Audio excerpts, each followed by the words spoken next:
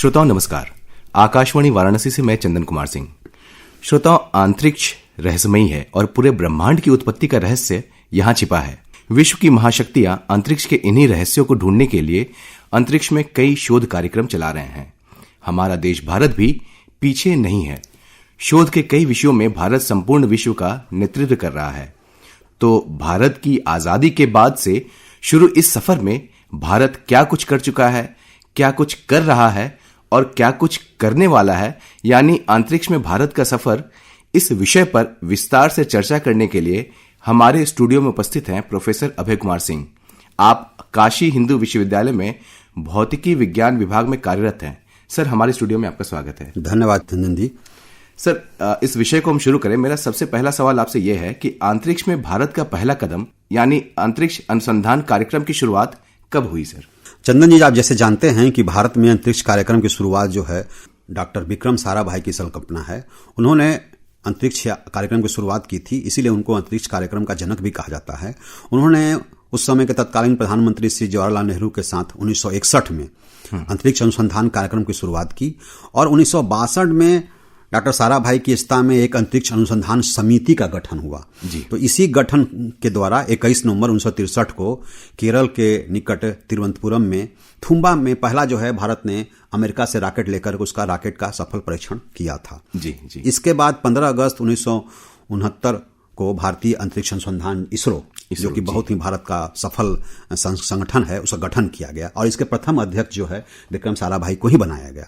और इसी के तहत 1975 में 19 अप्रैल को भारत ने अपना पहला उपग्रह आर्यभट्ट छोड़ा, जो कि रशिया के सहयोग से छोड़ा गया था। और 7 जून 1969 को ही भारत ने अपना दूसरा उपग्रह भास्कर कक्षा में स्थापित किया। तो इसके द्वारा जो है भारत का सफल अभियान शुरू हो गया और भारत ने बहुत से यान बनाए, बहुत से कीर्तिमान स्थापित किए और भारत की शुरुआत हो गई। तो सर, जब हम प्रक्षेपण की बात करते हैं तो प्रक्षेपण के क्षेत्र में भारत ने कौन कौन से कीर्तिमान स्थापित किए हैं सर? जैसे आपने देखा, मैंने बताया आपको कि भारत के प्रक्षेपण शुरुआत 1975 से ही शुरू हो गई थी और भारत ने सीरीज में बहुत से सैटेलाइट की प्रक्षेपण किया। लेकिन उसमें सबसे बड़ा भारत का योगदान हम जो कहते हैं प्रक्षेपण यान बनाना। भारत ने जो विक्रम साराभाई की अध्यक्षता में जो है सबसे पहले जो है एक उपग्रह प्रक्षेपण यान की संरचना की और यह उपग्रह प्रक्षेपण यान जो है तरह तरह के उपकरण भिन्न प्रकार के उपग्रह को प्रक्षेपण किया जाने लगा, जिसमें कि पहला जो सबसे जिसको कहते हैं सैटेलाइट लॉन्चिंग व्हीकल सिंपल सा था, पहला भेजा गया। उसके बाद उसको मॉडिफाई किया गया और उसका नाम था संवर्धित प्रक्षेपण यान ASLV। उसके बाद ध्रुवीय उपग्रह प्रक्षेपण यान जो कि PSLV, जिसका इतिहास आप जानते होंगे कि अब तक 50 से ज्यादा सफल उड़ान इसकी हो चुकी है, पोलर सैटेलाइट लॉन्चिंग व्हीकल की। और इसके बाद जो है भारत ने और सफलता बड़ी की और भारी उपग्रह भेजने के लिए भू स्थिर उपग्रह प्रक्षेपण यान की स्थापना हुई। और इसके साथ ही साथ भारत ने अभी जो है सबसे बड़ा जो कि 5000 से ज्यादा किलोग्राम को ले जा सकता है, जो कि भू स्थिर उपग्रह प्रक्षेपण यान मार्क 3 GSLV मार्क 3 की शुरुआत की, जिससे भारत ने कई कीर्तिमान स्थापित किए प्रक्षेपण में भी और साथ ही साथ तरह तरह के यान भेजने भी। आपने जाना होगा, एक न्यूज पढ़ा होगा कि 15 फरवरी 2017 को भारत ने जो है श्रीहरिकोटा अंतरिक्ष केंद्र से एक साथ 104 उपग्रह को भेजा, जिसमें कि 101 उपग्रह विदेशी थे और 3 भारत के उपग्रह थे। उसका सफल प्रक्षेपण करके एक विश्व रिकॉर्ड बनाया। अभी तक किसी देश ने जो है 104 उपग्रह एक साथ नहीं, एक ही शॉट में उन्हें भेजा। ये रिकॉर्ड बहुत भारत का है। इन रिकॉर्ड को देखते हुए भारत जो है विदेशों के उपग्रह के अपने उपग्रह को भी प्रक्षेपित कर रहा है और अब तक भारत ने कुल 83 प्रक्षेपण यान प्रक्षेपित किए हैं, जिसमें कि भारत के अपने उपग्रह जो है 127 हैं और विदेशों के 223 से ज्यादा है। तो कुल मिलाकर भारत ने जो है करीब करीब 350 से ज्यादा उपग्रह प्रक्षेपित करके अपनी प्रभुता अंतरिक्ष में स्थापित की है। और जिसमें कि आप देखेंगे कि 25 से ज्यादा कंट्री हैं, ऐसे नहीं कि केवल अनडेवलप्ड, डेवलप्ड कंट्री है। ये भारत के प्रक्षेपण यान का प्रभाव है। और सबसे अच्छा है कि भारत जो है सबसे कम पैसा में भेजता है, minimum maximum work minimum energy, जिसके तहत more than 10 crore American dollar से भारत को कमाई हो चुकी है। और ये भारत का एक बहुत ही संगठित और इसरो जो है एक संगठित संगठन बन चुका है जी। तो सर, आपने उपग्रह के बारे में बताया, अभी जैसे जानकारी दी, तो उसी विषय में मैं आगे आपसे पूछना चाह रहा था कि भारत के महत्वपूर्ण उपग्रह कार्यक्रम जो है वो कौन कौन से रहे हैं? जैसे मैंने कहा कि भारत जो है शुरू किया था आर्यभट्ट से, रोहिणी आर्यभट्ट भास्कर से शुरुआत हुई। और इसमें आप देखेंगे कि भारत में दूरसंचार के क्षेत्र में पहला काम शुरू किया, क्योंकि दूरसंचार जो है बहुत important, telecast, telecommunication, TV transmission, mobile transmission बहुत जरूरी था। इसके लिए भारत ने इनसैट सीरीज शुरू किया।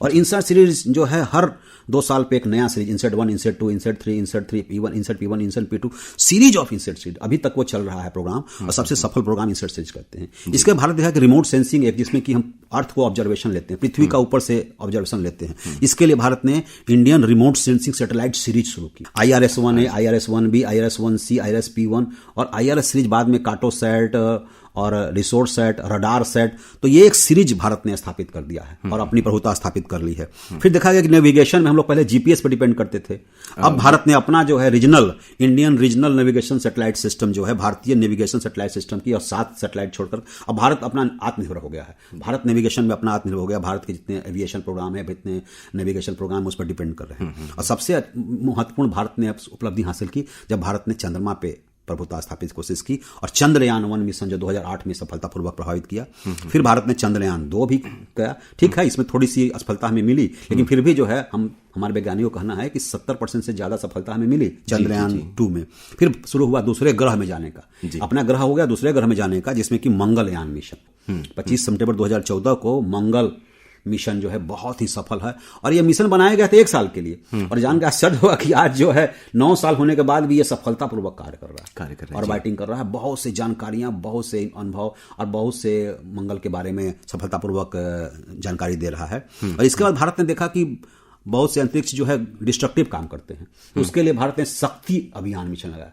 कोई भी सैटेलाइट अगर गलत काम कर रहा है तो उसको डिस्ट्रॉय कर सकते हैं, एंटी सैटेलाइट। इसका भी सफलतापूर्वक भारत ने किया था। और इसके साथ ही साथ जो है अभी रिसेंटली आप देखेंगे, बीच में तो हमारा अंतरिक्ष कार्यक्रम 2020-21 में थोड़ा सा कोरोना पैंडेमिक के चलते धीमा हो गया था जी। लेकिन जैसे ही अभी कोरोना का प्रभाव खत्म हुआ है, भारत ने क्रायोसैट 3 अभी तुरंत लॉन्च किया है, और 14 फरवरी 2022 को EOS RISAT radar satellite, radar जो है भारत के बाउंड्री के लिए और China India, Pakistan India boundary के लिए बहुत जरूरी है इसके लिए। तो रडार इमेजिंग सैटेलाइट भारत ने लॉन्च किया 14 फरवरी 2022 को, और इस तरह से अभी सीरीज शुरू ही है, बहुत सा नेक्स्ट निकट भविष्य भेजेगा। तो सर, ये तो हो गए उपग्रह कार्यक्रमों के बारे में।